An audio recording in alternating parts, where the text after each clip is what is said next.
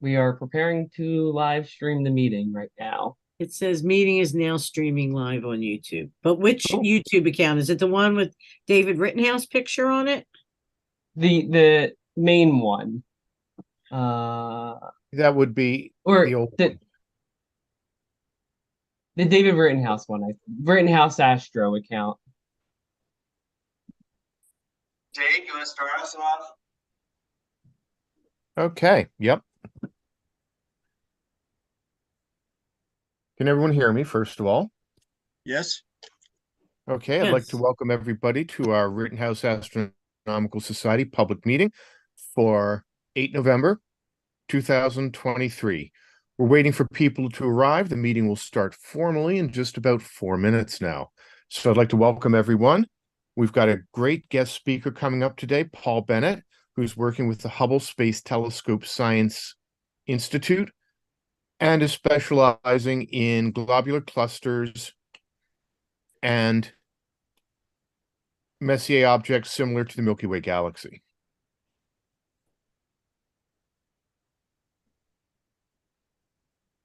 I know, in dead silence right now. I can just keep talking. See if anyone has anything else to say. Well, the only thing I have to say is, yeah, we have technical. I'm a member of Bucksmont, and we go through all kind of technical problems in just about every meeting. So it's nothing different there. Do you meet live, Alan? Do they Yeah. still meet live? Yeah. It's always I'm some crazy thing going on. Well, we're also trying to stay live to get the observatory. So out here at my end, I've got Dawn next to me. You can see Jared. He's sitting over there at the other the dome console. And what you're seeing right now is a live feed through the telescope on the upper left. Well, it could be on any picture on your screen. It says Ryan Observatory. That's a live feed coming through the telescope of the Dumbbell Nebula. I wanted to introduce some of these guys to you here, but they're out in the field right now, and I can't bring them back in because these are the people you'd be seeing if you come out here to the observatory. Before I turn it back over to the Dave, we're not going to, although we're stopping our open houses in December, we don't do an open house in January or February. We're still going to keep the observing program going through the winter because this is a time when we can help train new people who want to come on and work with us. So if you hang to the very end of the meeting, we'll come back here to the observatory and we'll give you a little bit of an idea. If you want to get involved with us here, we have a need for people who will assist us in something called a bubble party. And we'll explain a little bit more than that later on. So I'm Ted Williams. I'm the president of the society. Dawn sitting right next to me. She's one of our operators. She's been at Muddy Run with us for years. You can see Jared on the other camera sitting back there in the corner. Jared's been with us this summer and has been an operator since, I'd say, April, May area. So I'll turn it back over to Dave. And is our guest speaker on the line somewhere? I'm just I checking have my it. email now to see if he emailed me, and no word. Nope, Okay. I have yet to see our guest speaker, but again, it is good to see everybody here. Our next public night is going to be on the 18th of November. It's been shifted, so adjust that in your calendars. Did I get that right, Ted? Is that correct? Yes. Yes. It's the 18th. So this Saturday is a members-only viewing opportunity if it's clear skies. And then on the 18th, we've got our standard public. And then December, we'll wrap things up for the year. I And would see like to someone down add, here. Dave, real quick. I want to add that next month we're live. Our Rittenhouse meeting, our monthly event in December is a live event at Malin Planetarium. That's right. And Mellon Planetarium is a great venue. Ted had a lot to do with its refurbishment, and then he's passed on the torch to a new planetarium director. So come on out and give it support. I have a question. Oh, I'm sorry. Since our last And I can't hear you. I don't know if anybody else can hear you. It's totally redone, the planetarium, since our last visit. It's got a brand new digital sky in there with a brand new dome and all new seating. Nice. Excellent, excellent. And it's 9:30, or sorry, it's 7:30. And Dan, can you double check? Are we still live on YouTube? We are good, yes. Okay, that means that we can start the meeting formally. So I'm going to rerun the introduction and welcome everybody to the November meeting of the Rittenhouse Astronomical Society. We are on Zoom with a team out at the Ryan Observatory at Muddy Run down in Holtwood, PA, down near Lancaster. We've got our president, Ted Williams, helping to man the telescope, along with telescope operator Dawn, and Jared, who's a new member who's come aboard and done a lot of good work for us.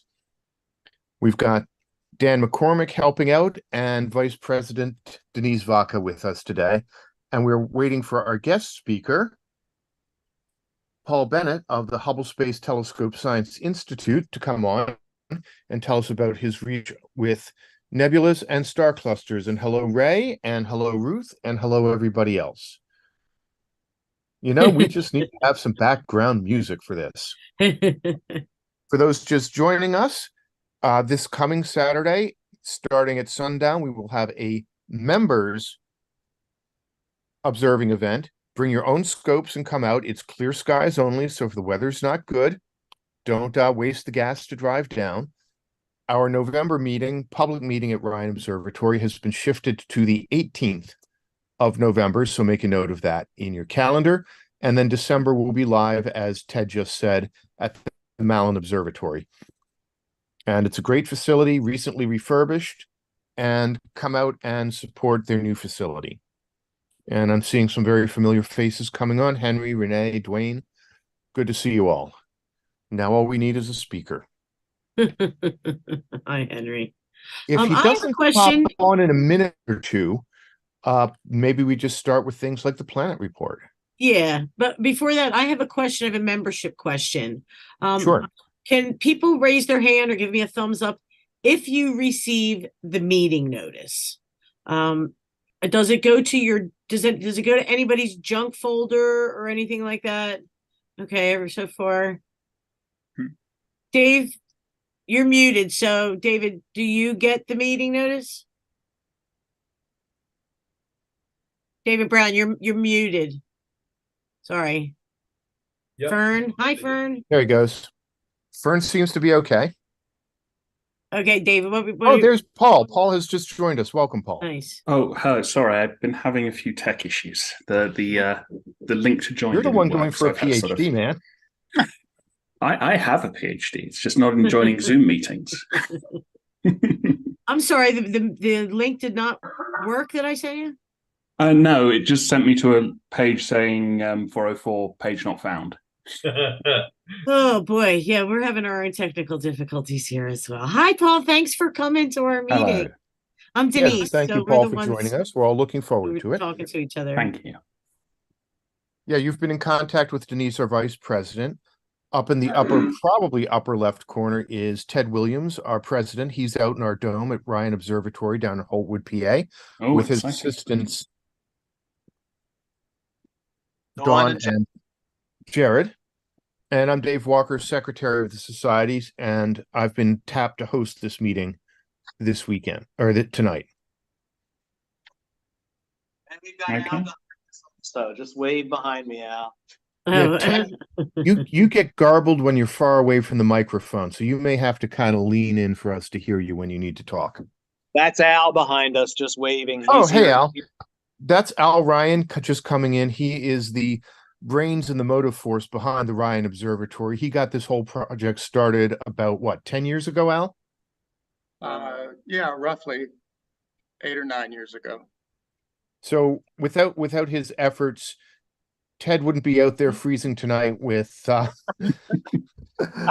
with Dawn and Jared. We're going to show you some views after Paul's talk. So, Paul, we'll share some telescope views if the sky stays clear. Great. Okay, okay, Paul, are you able to share your screen if you want to take over? Let us see. No, the host has disabled participant screen sharing. Okay, that would probably right now be Ted has full host. I'm only co-host. All He's right. co-host I now. can't Okay, enable. I can now do this. Okay, so can you see that? Yes. Got it. See it. Great. Okay. If you're happy for me to start, I'll just go. If you want to.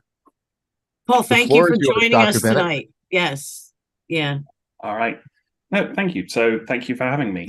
So I'm Dr. Paul Bennett. I work at the Space Telescope Science Institute in Baltimore. And today I will be talking about star clusters, giving a sort of a brief historical overview and then kind of moving on to what we know now and ongoing mysteries in the field. So firstly, obviously, what is a star cluster? So a star cluster is currently defined by two properties, that they are a group of stars that are bound together in a mutual gravitational potential. And the second is that they share a common origin. So you could define a galaxy as a group of stars all bound together by a gravitational potential. But if those stars then share a similar origin, we call that a star cluster. And here is an example of a rather nice one from the Large Magellanic Cloud, the 30 Doradus. So star clusters have been studied for as long as we've looked at the sky. This is the Nebra sky disk. It is believed to be one of the oldest depictions of the sky. It was found in Germany and is dated to about 4,000 years old. And it is believed that that little collection of 7 stars between the crescent moon and the sun is the Pleiades. So star clusters are basically have been around for as long as we've thought to look at the sky. We've found these groups of stars and found them interesting. So the smiley face at the bottom. I'm sorry, I have to. It looks like a smiley face. Yeah. Yeah. So we think that that's the Milky Way. That's the Milky Way. We've got the sun, the moon, the Pleiades, and then some kind of other stars that are more pictographic than an accurate star chart. No, it's great. So the Pleiades are kind of the one. Pleiades are the star cluster which is at that sweet spot that it actually looks like a star cluster with the naked eye. There is actually a star cluster closer than the Pleiades, but it's so close that naked eye observations just view it as a group of stars. And further out, they're harder to distinguish. So the Pleiades have been used throughout history for various things, such as the rise of the Pleiades signaled the end of the season of storms in the ancient Mediterranean, and therefore it was safe to go out in your boat again. Whereas the number of stars you could see in the cluster was used by the Inca Empire in ancient Peru to foretell how the seasons were changing. As the wet season came, it increased atmospheric disturbance, which made it harder to see faint stars. So the rains were about to arrive if you could stop seeing all 7 stars. More distant star clusters than the Pleiades were observed as nebula. So the Roman astronomer Ptolemy records several of these, including M7 in an ancient star catalogue, and the Ptolemy cluster is named after him. However, only the Pleiades resolves at the naked eye into multiple stars that are kind of close enough to be seen as a star cluster. Nebula was seen to be a completely separate thing that weren't related to stars at all. And this would last until Galileo, with his use of telescopes, revolutionized many aspects of astronomy, but one of them was star clusters. The Pleiades was one of the first objects that he observed once he'd finished kind of looking at the planets, and found that there weren't just 7 stars, there were dozens. And this is one of his original drawings that's now held in the Library of Congress. He also then observed the nebulae that Ptolemy had viewed and resolved again that these were actually stars. These were not strange, unknown phenomena. These were groups of stars that were all close together. For example, this again is one of his drawings of the Beehive cluster, or M44. And this kind of was a revolution at the time because he not only overturned the ideas of kind of the geocentric model and the Earth as the center of the universe, but also that the idea that all of the stars had been discovered, that every star that was there had been seen and catalogued by the ancients. So he kind of, at this point, he sort of founds modern astronomy by showing there is actually stuff to do. There's more out there. Yes. So now that we started with telescopes, suddenly we find tons of these things. More clusters are found, including the first globular clusters. So I'll detail the difference between an open and a globular cluster later, but the first one of those is M22, which is identified by Abraham Ely. And several of these are in Messier's catalog. And then kind of William Herschel, in addition to his work discovering Uranus, also resolves globular clusters and successfully proves that all of the ancient nebulae are in fact groups of stars. Dr. Bennett, for a lot of us here already know some of the terms you've just expressed, but could you explain what a Messier object is? Oh, absolutely. And Herschel's discoveries, just briefly. Absolutely. So a Messier object is an object that was discovered by Messier, who was a famous astronomer. He didn't discover a lot of his catalog, but what he was doing was he was looking for comets. And he wanted to make a catalog of everything that wasn't a comet so that he knew where they were, so that he wouldn't be fooled into thinking he'd found a comet, whereas in fact he'd found a cluster or what was then a nebula or another galaxy. So he created this catalog, the Messier catalog. There are 110 objects in it. And they are a group of very kind of interesting things that aren't comets. Herschel was a slightly later astronomer, and he is famous, his particular fame is for discovering the planet of Uranus and initially naming it George, though that didn't catch on. He also at one point held the biggest telescope in the world. But yeah, so as part of this, he found that kind of all of the ancient nebulae were in fact star clusters or other galaxies, though that wasn't quite as well, though the difference between another galaxy and a star cluster wasn't well understood at the time.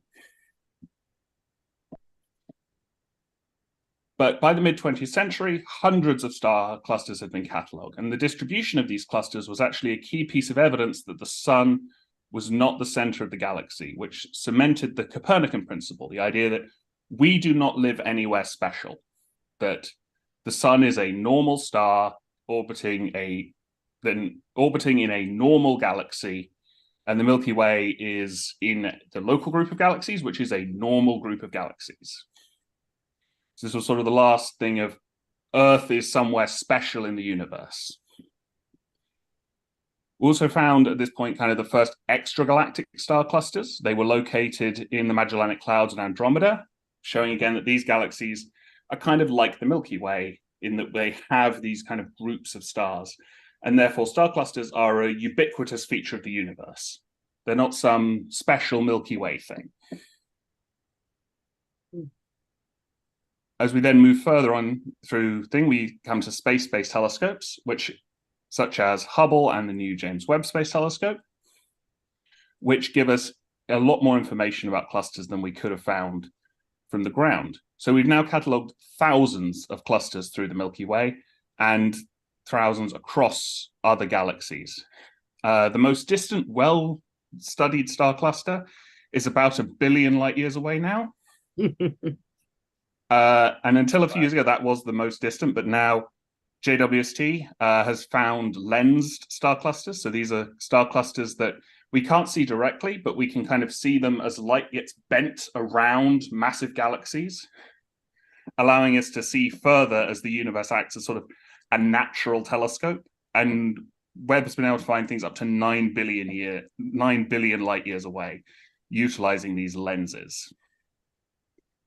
But we also find again that so whenever we look at galaxies, we find star clusters. It doesn't matter if they're dwarf galaxies that are very small, massive galaxies at the center of huge galactic clusters, we find that they have star clusters inside them. So we can convert. So earlier I said that star clusters are groups of stars that are gravitationally bound together and have a single origin.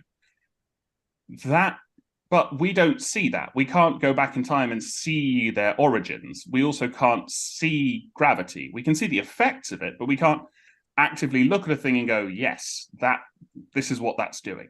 So we need to turn that into an observationally driven system where we can actually find things with telescopes.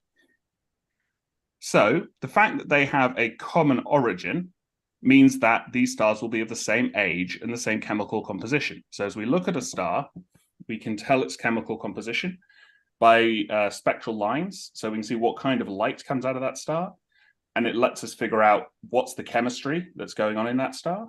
And we can also use that, we can also find its age through its properties, such as how bright it is and what temperature it is. If they're bound together, the stars should also be co-moving. So if they're all together, they should all be moving in the same direction and at the same speed. So we can then tell how the stars meet this criteria. So Hertzsprung-Russell diagram, this may be familiar to you. This is the diagram that we use to determine how stars are, what stars' ages are. As stars on the x-axis at the bottom, you have temperature or spectral class. This actually goes backwards because astronomy generally puts together plots and diagnostics before we actually understand what's going on. So the things on the right are the cold stars, and the ones on the left are the hot stars. And on the y-axis, we have magnitude, which is how bright things are, which again, because astronomy is so good at coming up with these things, is a negative logarithmatic scale. So again, things that are smaller are brighter. So generally stars stay on the main sequence, which is this kind of band moving up the center, diagonally across the plot. This is where they stay when they're burning hydrogen. As they run out of hydrogen in their cores, they move off into the giant or supergiant branches. And we can tell where that turnoff is, where do the stars stop burning hydrogen, tells us how old they are, or how old that population is. So if we see a lot of stars and they've all stopped burning and they're all at the same point on the main sequence, we know they're about the same age. So you can see here various clusters and where they all turn off the main sequence, with very young clusters, such as NGC 2362, turning off very high up the diagram, and old clusters like M67 turning off very early on the main sequence. So this allows us, this hard turnoff allows us to age those stars and know exactly when did this cluster form. There is a little bit of wiggle room where some stars that are metal rich, so they have more heavy elements in them, look bluer than stars that have very few heavy elements. But generally, this effect is quite small compared to the effects of age. So we can also examine the spectra of clusters to, as I mentioned, to find their chemical composition. This example is a stellar spectrum. So you can see that a number of elements have been labeled here. We test these elements on Earth and see what emission lines do they give off. Each element gives off unique emission lines for various reasons that are actually quite complicated quantum mechanics. So I won't go into why different elements have their different lines. But you can tell which element is which by what pattern of lines we see here. And then we can use those lines to determine what is the chemical composition of this star. How much carbon does it have? How much magnesium? How much oxygen? How much hydrogen? And then that chemical composition gives kind of a chemical fingerprint, which we can match to other similar stars. So now that I've said how we determine what a star cluster is observationally, we see their age and chemical composition. We then need to see, we can then start kind of looking at what are clusters actually like? What do they do? How do they work? And it turns out that we've traditionally divided them into two groups, open and globular clusters.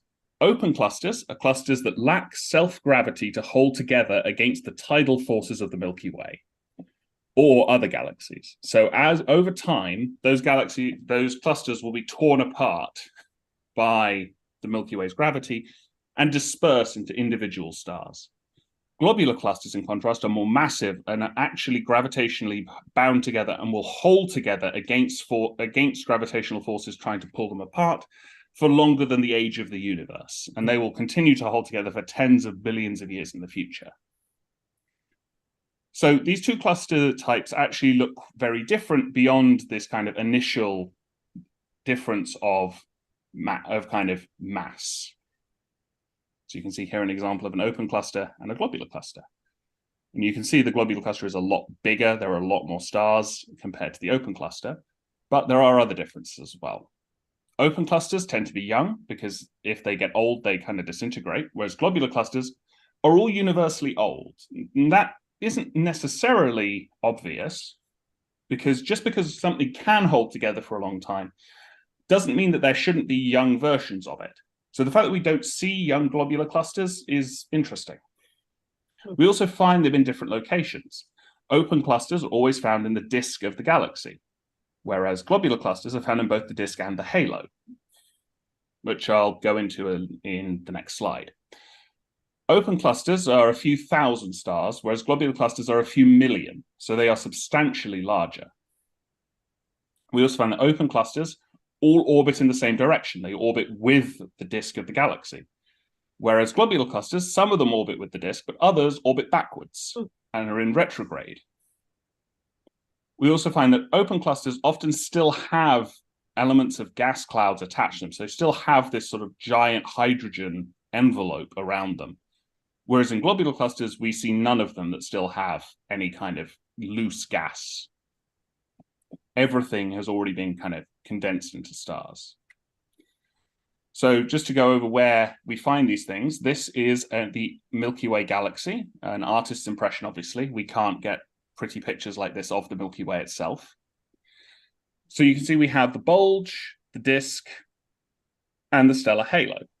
So the disk orbits as one kind of big, orbits around the center of the galaxy in one direction. The halo, on the other hand, orbits as a kind of a spherical mess of material that orbits in different directions and is sort of held up by random motions rather than an ordered rotation. And you can see here that we find globular clusters in both the disk and the halo, but we find open clusters in only the disk. So when I first went to undergraduate astronomy, I was told globular clusters are boring. We've already found everything about them. So we'll start with talking about the open clusters.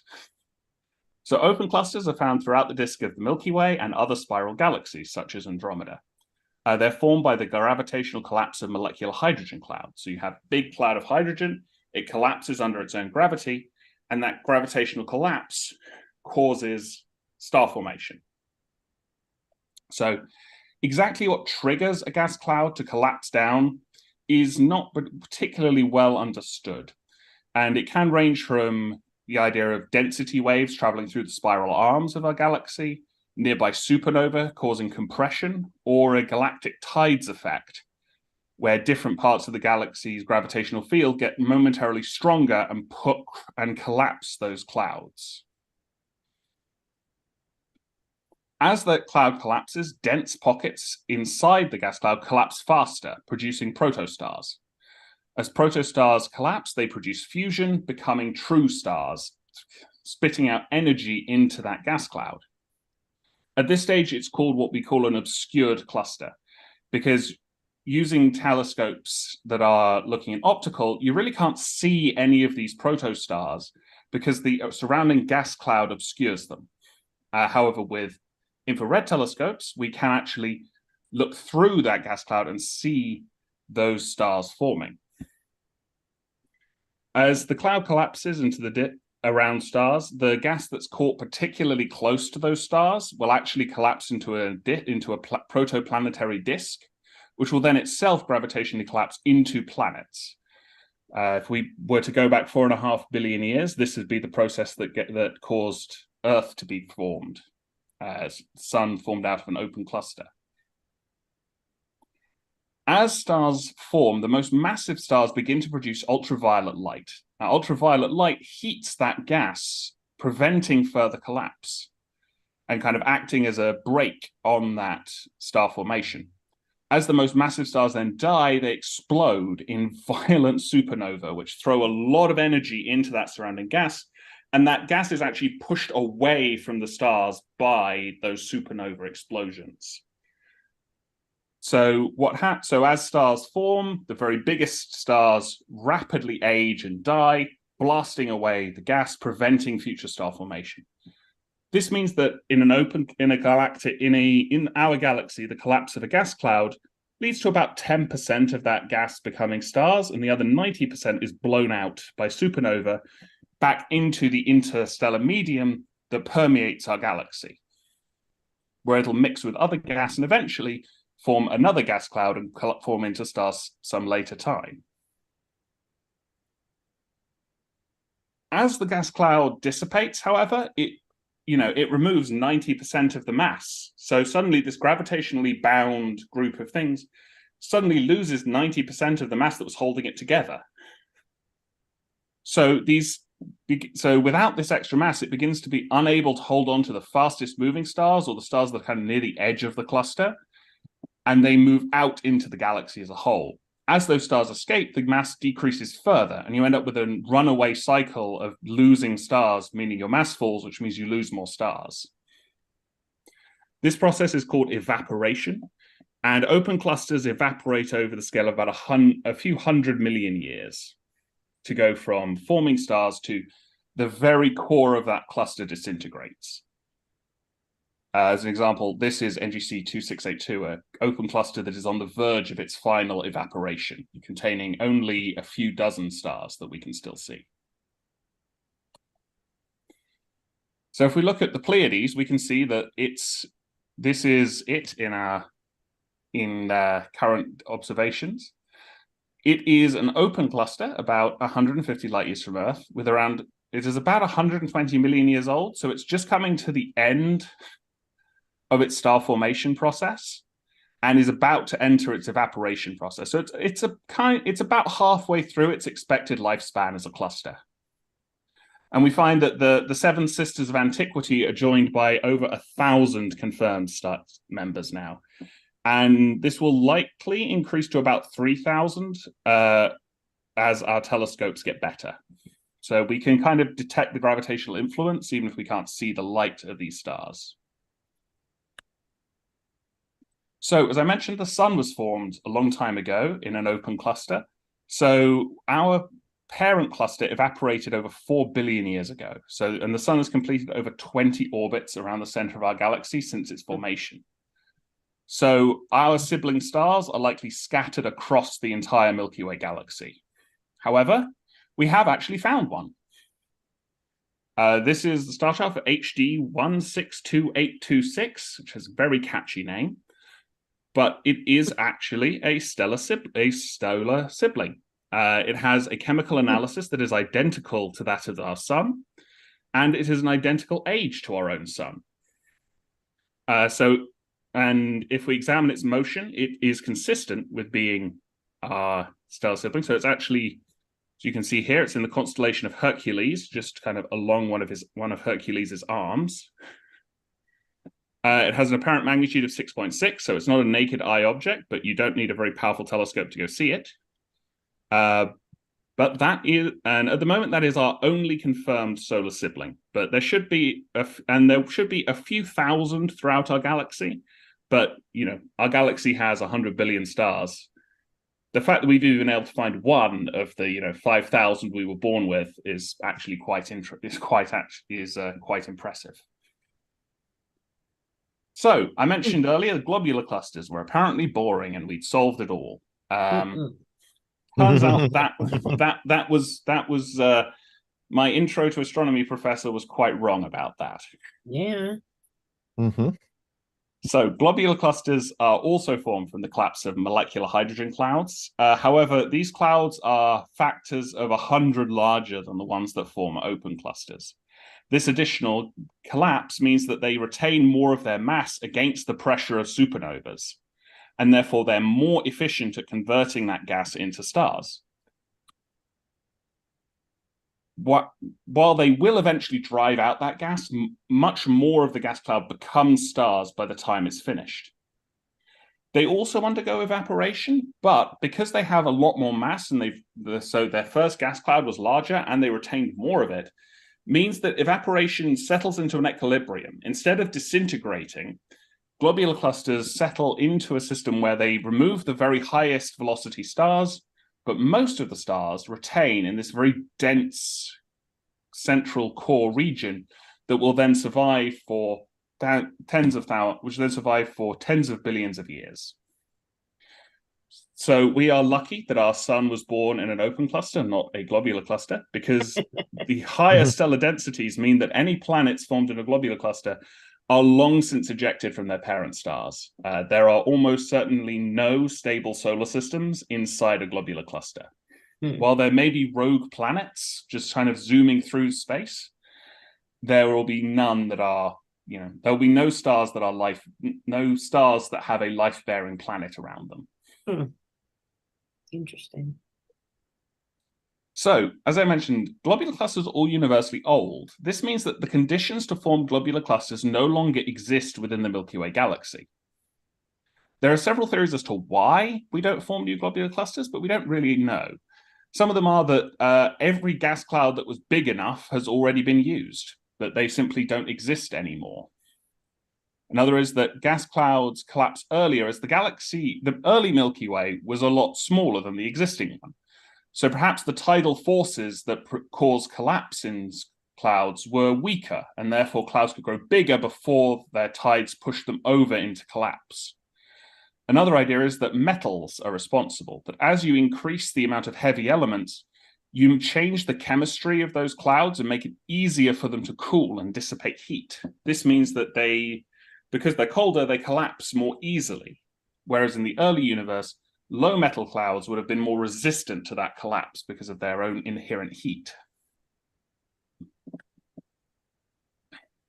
So again, as we see the globular cluster kind of around the disk and inside the disk, this is a little odd. Like if the globular clusters are outside the disk, but all of the gas clouds now are inside the disk, where did those ones come from?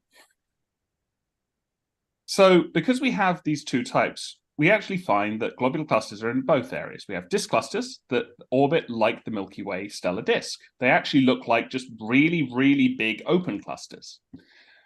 They orbit in the same direction as the rest of the Milky Way, and they orbit with the rest of us and the rest of our disks. They also have high metals compared to the halo clusters. Halo clusters, on the other hand, orbit outside, often show retrograde, and have low metal content. So the idea is that maybe these two things formed in different ways. And so while they look similar, disk clusters seem to be native to the Milky Way, that they were formed in the stellar disk in the early history of the Milky Way. Halo clusters, on the other hand, seem to have been accreted. So as dwarf galaxies have been consumed by the Milky Way, their clusters are still gravitationally bound together. Even as their host galaxy disintegrates, they hold together under their own self-gravity. This means they stay on their existing orbits and therefore aren't necessarily bound to the direction the Milky Way orbits or in the same direction the Milky Way orbits. They move in their own groupings based on the dwarf galaxy they originally came from.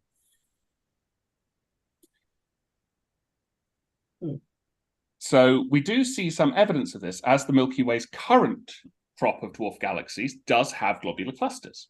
This is the Fornax dwarf galaxy, and it has 6 globular clusters, which is actually a lot.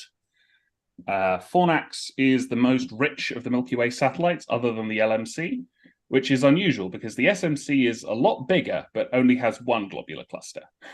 The 6th globular cluster is actually a combination of a very recent and very old discovery. It was first discovered in 1939, but before it could be confirmed, for some reason, everyone got really distracted for a couple of years, and no one got around to confirming it was real until someone else noticed it again in 2005. But there are, in fact, 6 globular clusters in Fornax. So if we were to go forward several billion years, the Fornax galaxy would likely have been accreted by the Milky Way, and those globular clusters would become Milky Way halo clusters. We can also see that there are very unusual stars in globular clusters that are either unique to globular clusters, and we don't see them anywhere else in the universe, or we find them elsewhere, but they are much more common in globular clusters than we see anywhere else. These are caused by high stellar densities, where making encounters between stars post-formation much more common. The idea that kind of two stars will get close enough to actually gravitationally interact in the Milky Way is very unusual. But in a globular cluster, because everything is so much denser, this happens very frequently. So one of these groups is the blue stragglers. As you can see on this plot to the right, kind of these blue stars have been enhanced in brightness to make them stand out. But blue stragglers are stars where two stars have actually hit each other. So they have merged to form a single bigger star, which makes them more blue. So you can see that even in this one globular cluster, we have at least maybe a dozen or so of these stellar collisions, which are just something we do not see in in the wider galaxy. We also see a lot more so-called X-ray binaries. These are where a compact object, such as a black hole or a neutron star, is caught in orbit with a regular star, and it is consuming that regular star, which produces this lovely accretion pattern you can see here, which then glows not red hot or white hot or blue hot, it actually glows X-ray hot as it falls in. So these X-ray binaries are found much more prominently in globular clusters compared to the galaxy as a whole. I believe we have something on the order of 17 of these in the Milky Way galaxy, and we find 1 or 2 in individual globular clusters. So they are much, much more common. And that, again, is because these things are close together. In the Milky Way, if you're going to get a binary like this, it needs to have formed together as a binary star, and it needs to have survived the destruction of one member via a supernova before the other one can then be consumed. We think that in globular clusters, you can actually have stars that aren't binaries get close enough that they become gravitationally bound, and the black hole or neutron star begins to consume its companion. We also find similar things to do with white dwarfs, which are called cataclysmic variable stars, because they systematically explode. They accrete hydrogen from their neighboring star. It builds up on the surface of the white dwarf before it detonates in a thermonuclear explosion the size of a star. Because white dwarfs are very dense, they actually survive this thermonuclear explosion and proceed to accrete more hydrogen until it explodes again. And that process will actually repeat for an extremely long time. Good times. As I mentioned before, you have blue stragglers. These are regular stars that are too massive to be in the globular cluster. They are too blue. And this is because they are the result of a merger. So two stars have literally slammed into each other and then been pulled into one and become a single, more massive star. We simply don't see this in the rest of the universe. The stellar densities are simply not dense enough to cause stars to actually hit each other. I've seen simulations of the Andromeda and Milky Way galaxies hitting each other, as they will in the future. We predict precisely one stellar merger between the two over the 100 billion stars in each galaxy. There should maybe be one actually hitting each other. However, these are kind of things we understand about globular clusters. There's actually quite a lot we don't understand about globular clusters. Previously, these are thought to be extremely well understood, and then sort of as new observations came to sort of pick at the thread enough, suddenly things stopped making sense. So the first thing that was found is that actually globular clusters have multiple populations of stars. So while we said earlier that these things are all the same age and have the same chemistry, we find that this isn't actually true for globular clusters. They have stars that are similar. They are all very old, and they have very similar chemistry. But in most globular clusters, we now see evidence of at least 2 distinct populations. A first generation of stars, followed by a second generation of stars after a very short period of time. Though in some, we actually see a lot more than that. This, for example, is Omega Cen, which has 7 distinct populations of stars inside it, which can be told apart via their different chemistry. So the mechanics of exactly how you form multiple generations of stars in a globular cluster is very, very poorly understood. As through our current models, they should unbind before they can form a second generation of stars. But perhaps their gravitational force is larger than we expect, and it can sort of retain things through the supernova feedback and actually pull in more gas. We're not sure. Those that show lots of generations, such as Omega Cen or Myl-2, perhaps aren't star clusters at all. There is an idea that these are actually the cores of dwarf galaxies that have been accreted. So instead of looking at a globular cluster, we're actually looking at the equivalent to a galactic bulge, but for a dwarf galaxy. So while they've been held in and pulled into the Milky Way, they've got enough internal gravity to sort of hold that core of the dwarf galaxy together against the Milky Way's tides. This is a subject of intense debate. If you walk into a clusters conference and start talking about Omega Cen being a dwarf galaxy or being a globular cluster, you will get a certain group of people very angry. But this is a topic of open debate among astronomers now as to what are these sort of multiple populations? How do you form them? And particularly, how do you form lots of them in the most massive globular clusters? The other thing we see is if we look at Andromeda. So Andromeda is our closest galactic neighbor. It is in many ways very similar to the Milky Way. It is a spiral galaxy. However, if we look at its globular clusters, it seems to have young globular clusters. Not young like open clusters, but the youngest of the Andromeda globular clusters seems to be about 7 billion years old, compared to 11 billion for the Milky Way. So does this mean that Andromeda is slightly different to the Milky Way? Or is it some change in our observation?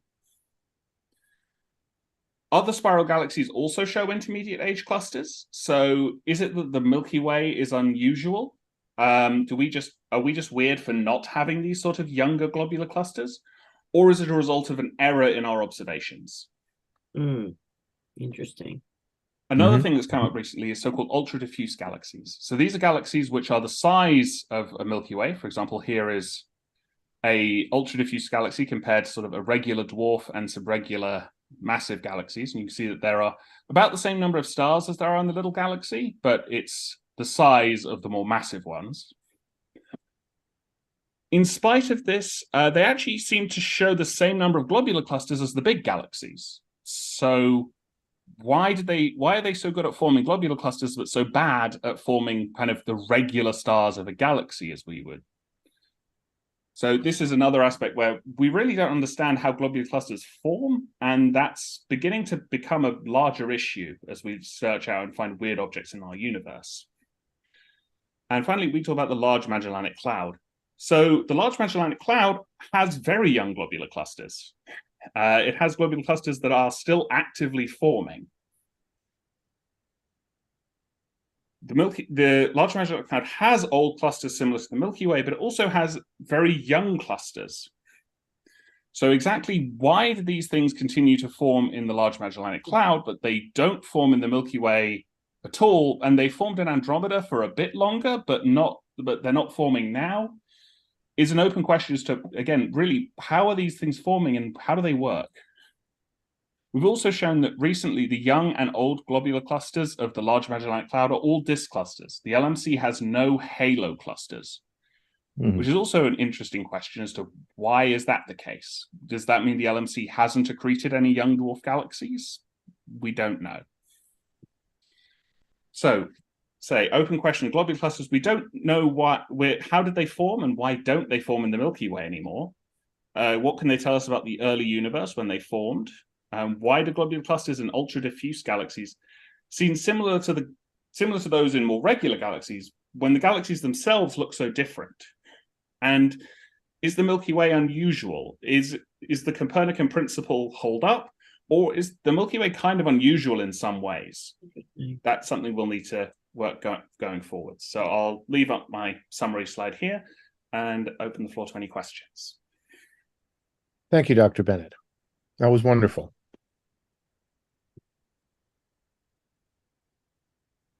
Unless there's so many more questions than when I started this thing. I think I understand. Question is starting. Yeah, Dr. Bennett, I have a question, because you haven't mentioned the one thing that doesn't seem to be going away with the cosmologists. That's called dark matter. How does that Yes. have any bearing on it? Do you have any comments about that? So dark matter is actually interesting in how it relates to star clusters. Star clusters don't have dark matter. That's what distinguishes a star cluster from a galaxy. We're actually at the point where the smallest galaxies have about the same number of stars as the largest globular clusters. So the fact that galaxies have dark matter and star clusters don't is sort of the way we kind of tell them apart and say that is a cluster, that is a galaxy. Interesting.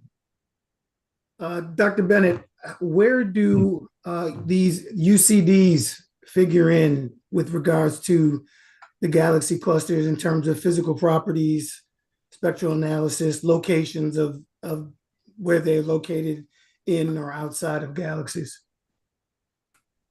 Yeah, so ultra diffuse galaxies are kind of found all over the place. We find them on their own, and we also find them in clusters. They seem to be more common in clusters, and they seem to be more common in galaxy clusters and less common when they're sort of on their own. But we really don't know very much about them yet. We've only kind of known about them since 2014, and and every time we think we understand them, they throw up more questions. What about the ultra compact dwarf galaxies? So ultra compact dwarfs are sort of, so the idea of ultra compact dwarfs, we see them kind of around massive galaxies, and the idea is that perhaps they were a more massive dwarf galaxy in the past, and they've been stripped and had their outer envelopes torn apart. Yeah. And then you end up with this kind of very dense core. So that's sort of the idea of that maybe Omega Cen is sort of what an ultra compact dwarf would eventually become. Or perhaps Omega Cen is kind of a very small example of an ultra compact dwarf. The other idea is that no, those are two completely different. Omega Cen is just a very big globular cluster, and ultra compact dwarfs are a separate thing completely. But yeah, we often find ultra compact dwarfs near more massive host galaxies, so it seems like they are normal dwarf galaxies that have had kind of all of their extra outer parts torn away. Ripped away by the galaxy. Yeah. Leaving just that very dense core. So they tend to be found more closely related physically to a more massive galaxy. Yeah, so I mean, as an example here, we have M32 and M31. M32 would probably be called an ultra compact dwarf if we hadn't known about it for so long that it's just sort of, oh, that's M32. That's just what M32 does. Thank you.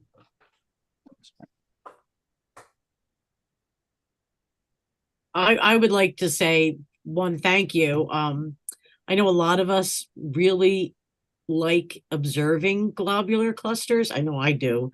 Oh yeah. And I knew that we didn't know everything there was. And wait a minute, how could anybody say anything in space is boring? I don't understand that. So yeah, right there. Red flag.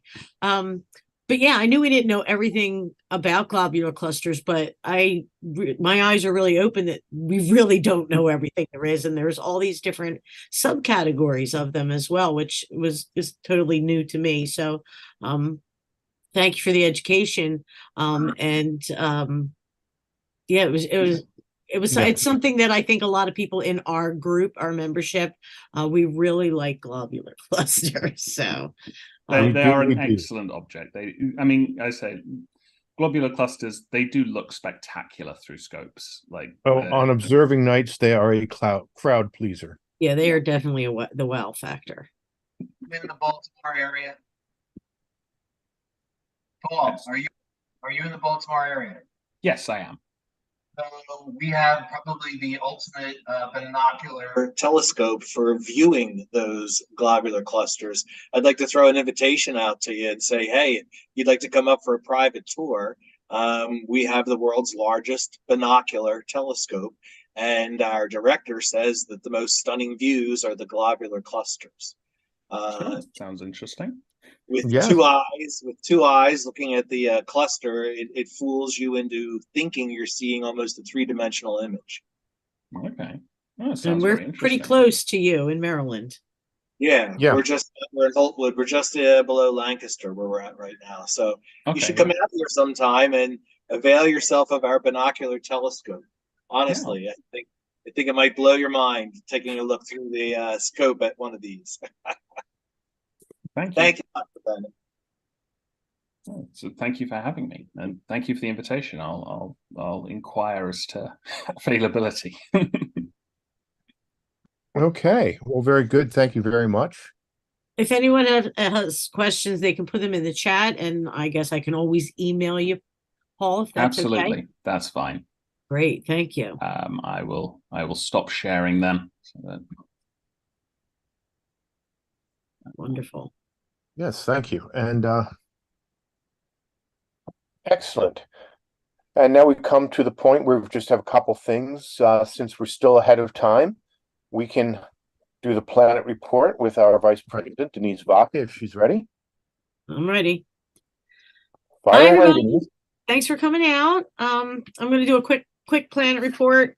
I'm going to share my screen. Hopefully, I still have everything here to go. All right, let's see. All right. Can everybody see my main slide? Yep. I'm going to put this up little too. Okay, good. All right, wonderful. So planet report for November 2023. Let's see what we got. I guess I have to click my mouse. So first thing I thought I'd talk about was our moon phases.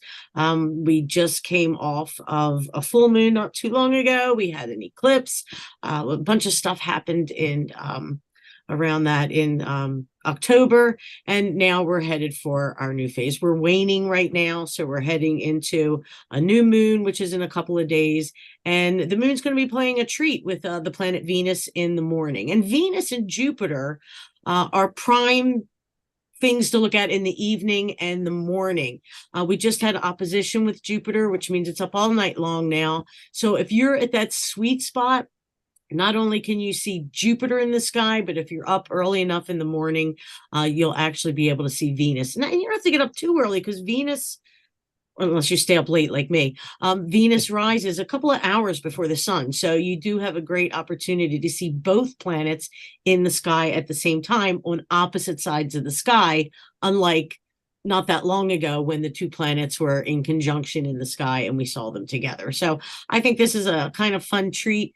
So one on opposite sides, and one setting in the west and one rising in the east. Venus obviously in the morning, and the moon, the crescent moon, the waning crescent moon, tomorrow morning is going to be right near Venus. So if you are up early, or you stay up late, whatever your deal is, try and go out and see that beautiful event. And if you have binoculars, I think you might be able to get both in the telescope at the same time. And I'm going to check with Joe. I think Venus is in its gibbous stage right now.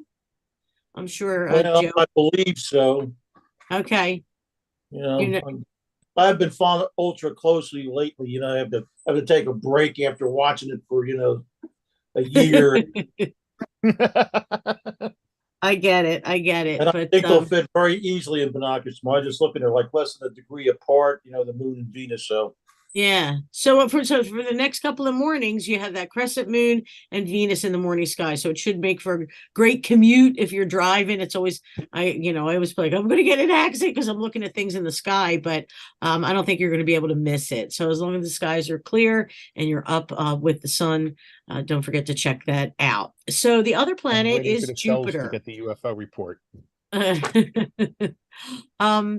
Friday, I believe around 8:30ish or something, is a great time to see the Great Red Spot. So if you like to look at Jupiter and you want to see the Great Red Spot, I read that Friday's the night to do it. Not only that, Io will be passing in front of the planet and Io's shadow as well. So Friday night's good night to check out Venus if it's clear. Wear your electric vest. I didn't know they made such things until I met Lydell, and now Ted has them. And I met somebody else the other night out at the observatory. He had one too. So now I'm jealous and I want to get one. So maybe somebody needs to put that in our chat link where you can get a what style is it, where you can buy a heated vest, because on these nights when we got this beautiful stuff to look at in the sky, you want to keep warm. Had to show this because this was just amazing. It came right out in time for Halloween. It is a picture of the northern hemisphere of Jupiter, but it looks like a creepy face. It almost reminds me like something you'd see on a Greek bowl or something like that, an oil jar. It's just kind of amazing. And it does look like a face, but humans are predisposed to see faces. But we're looking at some crazy storms in the turbulent atmosphere of the biggest planet in our solar system. Speaking of big planets, it's not our biggest, but now it is the king of moons, and that is Saturn. Saturn is up in the early evening. You can see that as soon as it gets dark. Saturn is now the king with 145 moons. They just discovered 60 something more. And this picture is kind of cool because it gives them to scale. And as you can see, like, I can't even read any of that stuff at the bottom there.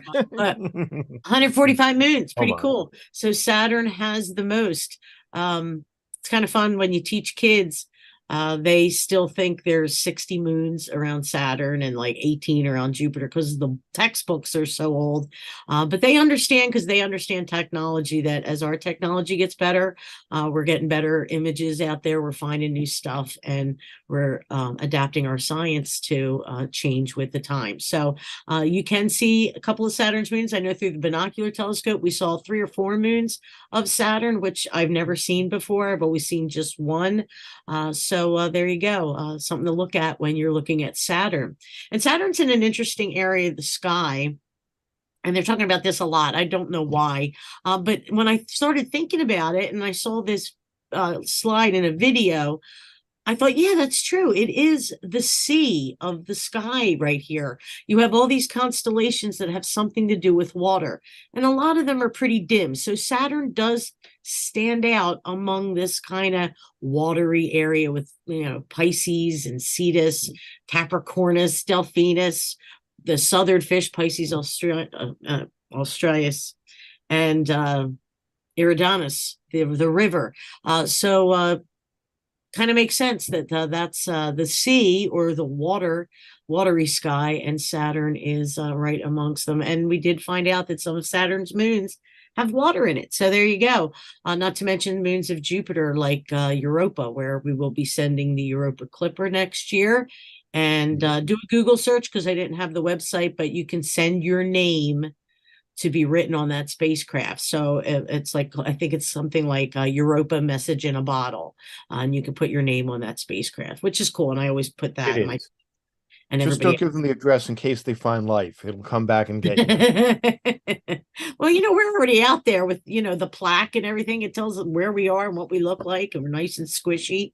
Probably I know. Sending nude selfies to aliens. Good move, Carl. Good move. Well, you know what? Well, we'll get to that in a second. So I want to mention the Leonid meteor shower, which peaks the 17th and the 18th. Now, I remember the Leonid meteor storm more than a few years back.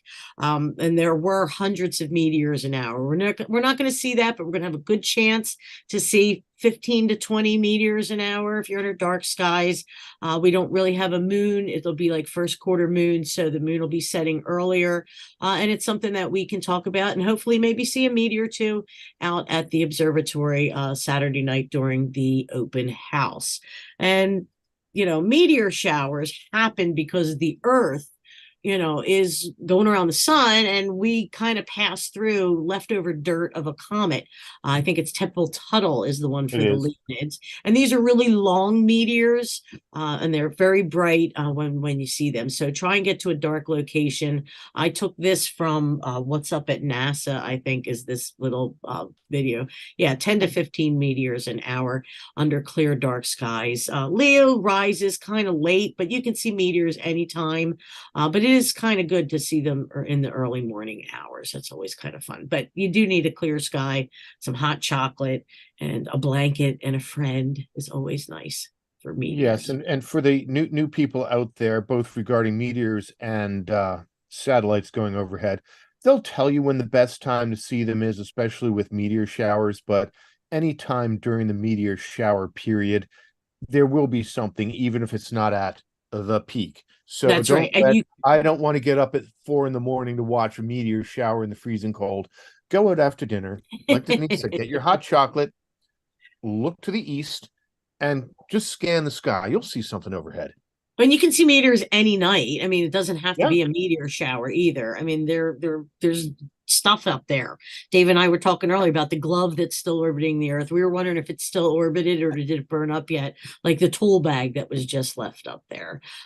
So my last slide, well, my next to last slide, just wanted to, we have a couple birthdays.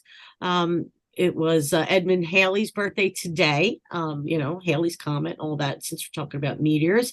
And Carl Sagan, who totally was one of my inspirations to study the sky. So happy birthday to those two guys, and happy Thanksgiving to all of you. It's coming up in a couple of weeks. And here's the Great Turkey Nebula. I'm sure everybody knows what nebula this really is. Somebody doctored it up. The good old Orion Nebula. So happy Thanksgiving, everybody. Thanks for coming out. And I will talk to you again next month, but I'm glad we're seeing you here tonight. I'm going to stop sharing. Okay, excellent. All right. It is 8:30, and on the schedule, that means it's the observatory report. Are you and Dawn and Jared ready to go, Ted? Yeah, we'll talk a little bit. I'd like to encourage all you guys to come out this weekend. We put a members night together. Members nights, I believe we've reached almost 30. I promised you this year we'd increase them. And I've also promised you that we were going to go beyond the regular season. So the campground's now closed. You can't stay overnight here, but we will still have our members observing nights. We're opening them up to surrounding astronomy clubs. You can bring your friends and family. I've had people ask me, do you have to have multiple memberships? No, one membership is fine. Just get yourself out here and do some observing with us. So we're going to do one this Saturday. They come up rather quickly. We look at the weather maybe a week in advance, and then we try to figure out if we're going to have one of them out here or not. We had a little bit of a challenge when we were working through COVID. And at that time, we were figuring out a way to bring smaller groups into the observatory. We did pretty good this year with our open houses. They were all well attended. All the open houses went very well. In fact, our members' nights were lightly attended, but all the equipment's been working the entire summer. So we've been using it as a time to get a lot of training done here also.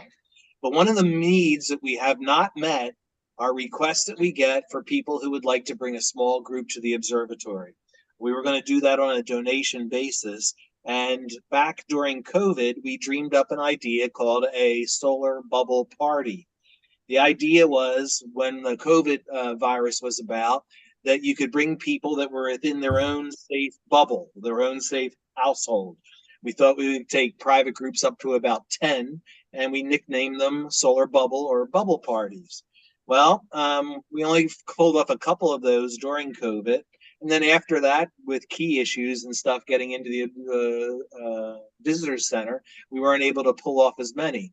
But those things are changing, and we would like to start doing a few more of these private groups coming to the observatory. So we put together what we should be doing. Al had actually asked us, what are people going to see when they come to the observatory? So we have a little bit of an outline we'd like to share with you. I'm going to let Jarrett jump in here. He's been working with me all through this summer, and I've explained to him a couple different times what a bubble party would be and what everybody should be able to see when they come to one. And he put together a small tutorial for us in a PowerPoint form to show everybody what we're trying to achieve. You want to jump in here? It'll be easier, and you just take this seat, and then you can navigate, and you can share your screen also. Hey, everyone. I'm just going to pull up our... Hey, Jared. Talk loud because they haven't heard that. Yeah, get in close to the camera. That'd be great. All right. Share screen.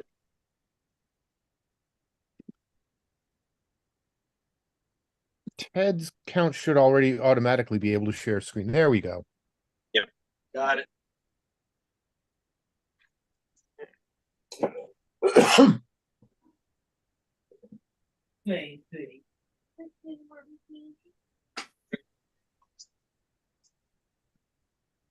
start from here. So yeah, like Ted said, I threw this together just as kind of a reference for when we go to do one of these bubble parties or private observing sessions. So the idea is, whenever the organizers us are going to go into one of these things, we can quickly look at this PowerPoint, and it kind of gives us some ideas and some talking points, just so we kind of keep a somewhat of a standard experience that everyone can go off of.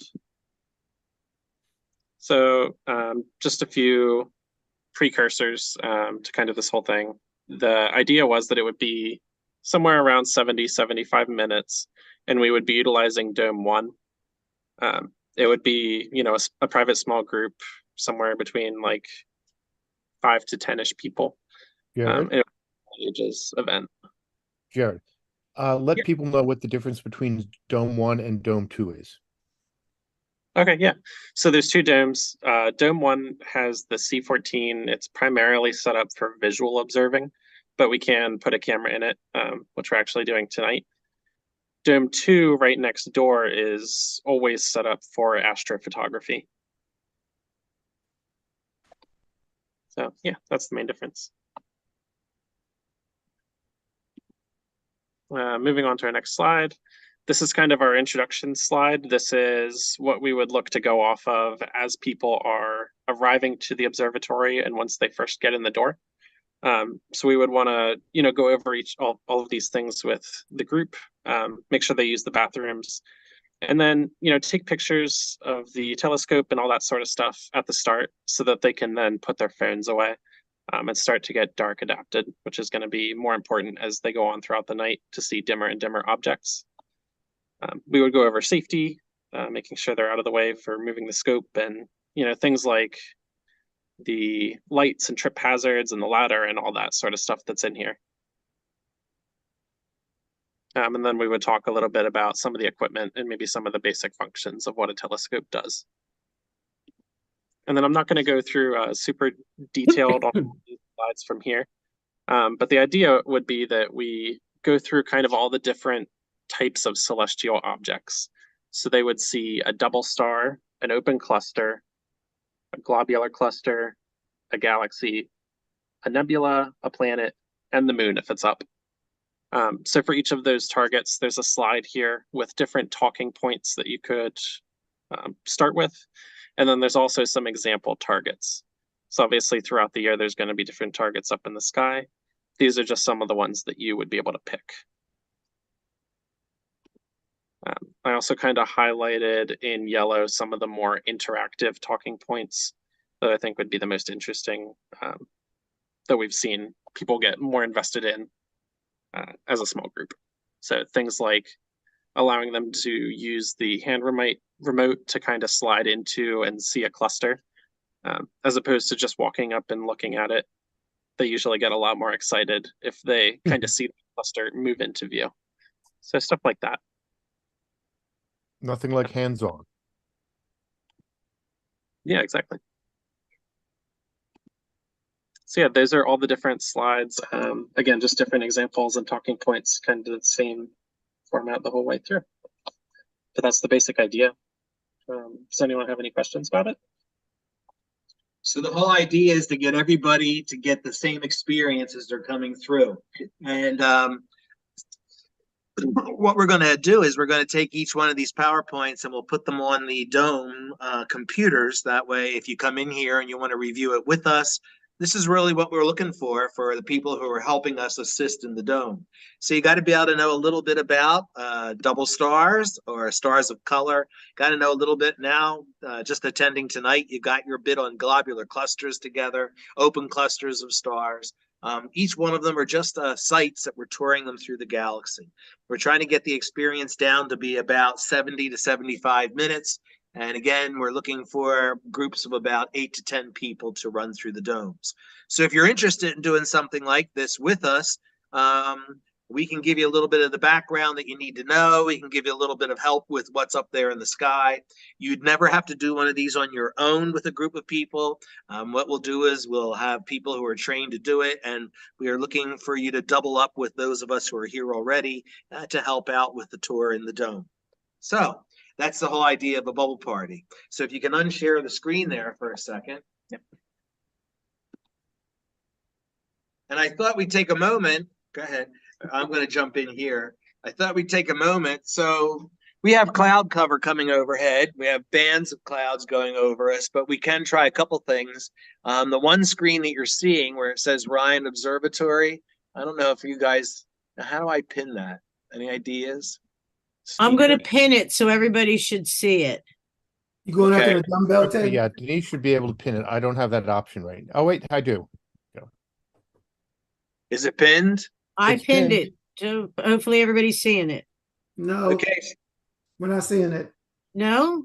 No? Maybe it's just pinned on my thing. Okay. Okay, So let's see. I Oh, guess- maybe. Okay, yeah, you got to pin it on each one. There it is. Okay, so are you guys pinning it yourselves? Yeah, you got to Oh, pin. Each Denise person has can to pin share it. screen. I just pinned it for everyone, Oh, thank Okay, I you. believe. Okay, so what you're seeing here is the software. It's called Malincam software. On the left-hand column, not that clear, but you can see the histogram that's down there for the light that's coming in. Anybody know what we're looking at? Dumbbell, right? So, And it's a dumbbell nebula. It's up overhead, and it's been a live feed the entire time we've been here. You can see down below the scope. There's a camera on the scope, and that's Les down below there. That's his head sticking up. But Hi, Les. you can see Hey, the Les. scope around there. So we were going to On try the another spot. target, and I think Jared wanted to try the double cluster and Perseus because it's over. So we're going to try to get that in for you. Keep your eyes on the screen. Hear a lot of noise. Yeah. Excuse It won't be loud on their end though.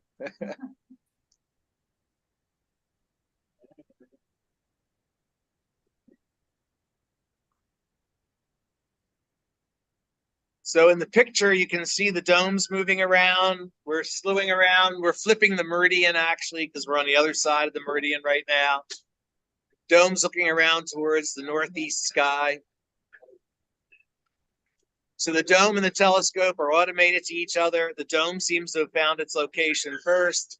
Telescope first. Now the dome's caught up and it's in location also.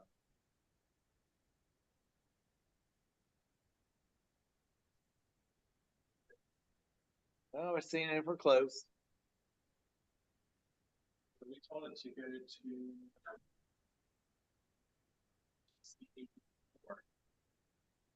and the other one that's part of the pair is NGC 869. Can you get closer to the mic, please? Hold on. Let's get over here. So we're trying to look between The two pairs that form the double cluster. so those are NGC 869 and 884. So right now we told it to go to 884. I'm gonna try to slew over to 869 and see how close we get. Pick up more. I'm going to check outside to see what the cloud cover looks like.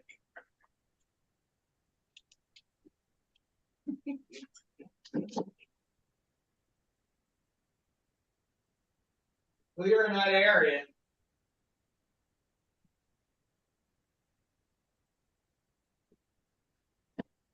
Should be pretty close. I'm just gonna pan around a little bit here. Okay.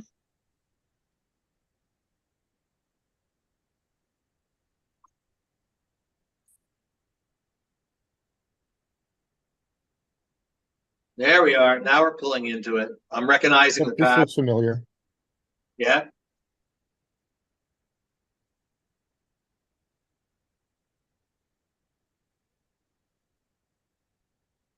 There we go. So now we're on one of the clusters. And can we increase our exposure time and start picking up more stars, maybe? Woo. Not There's all bad. the stars. Not There we bad. go. We're getting them.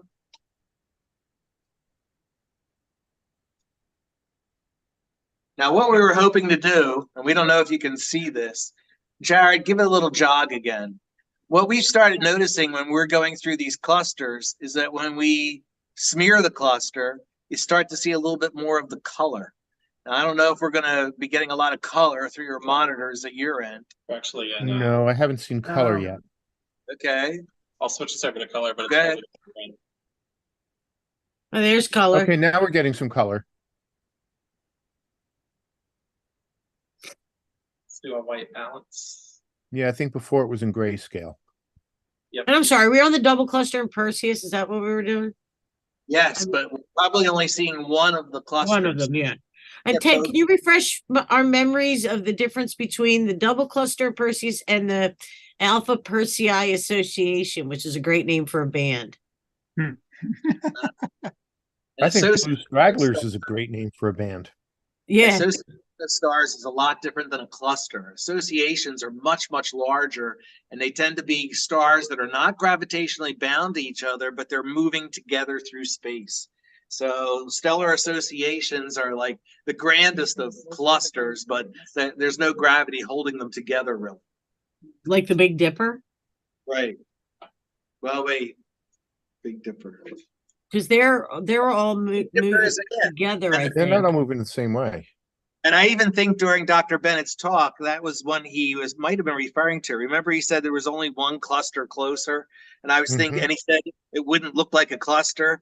I think that's what you're talking about, Denise. The Big Dipper is a stellar association. It's kind of a cluster of stars. They're moving together through space, but they don't even appear like a cluster to us. Right, They're not even exactly. the same depth. Exactly. Okay. There you I go. just always love that name. Yeah, I Try think it's called the moving Ursa Major Moving Group is what comes to mind. That's another good band. Another It good doesn't band have, name. it doesn't have the same ring as Alpha Persei Association. That just I don't sounds know. like It's I'm ready to like, sing you know, Aquarius. Big Brother and the Holding Company, the Ursa Alan Major Moving Parsec Group. Project? Yeah, the Alan Parsons Project. Yeah, it's another. No, Parsec. Thing is Oh, the Parsec sun Project. is Yeah. moving through the Ursa Major cluster, and they think that Sirius is part of that cluster as well, even though it's on the other side. I think that's fascinating. Interesting, David. That is fascinating. Really cool. See, you learn something new every time. Especially when you say, like, the Big Dipper points to the North Star. A lot of people think the North Star is the brightest star in the sky. I mean, it doesn't point to Sirius, you just took my word for this. Don't take my word for it. Look it up. Yeah, I will. Yeah. Hey, So Jared's trying to fly from one of the clusters to the other. If that's if I'm not mistaken. So that's what he's doing right now. We're just tooling around and trying to find the other one just visually. Stay on target. Stay on target. Should be somewhere down around. Should we end the live feed? Can I, Say that. Oh, yeah. You know what? We should be ending the live feed. Dan, are you there? Dan, are you able to do that? Maybe I can too. Yes, Hold on. I can. Can you end it?